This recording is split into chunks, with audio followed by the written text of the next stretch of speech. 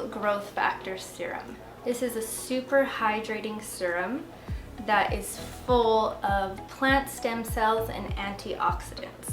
I personally like to use this on nights that I'm taking a break from retinol, but you can use it in the AM and the PM.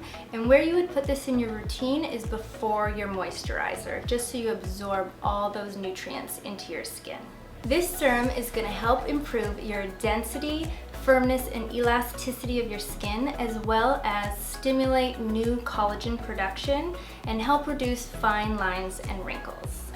Growth Factor is going to help your skin manage essential tasks like replicating cells and reducing inflammation.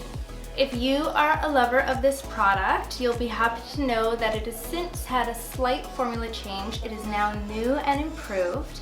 They've also taken out those little whispers of retinol that used to be in it, so now it's a fabulous product to use if you're pregnant or breastfeeding.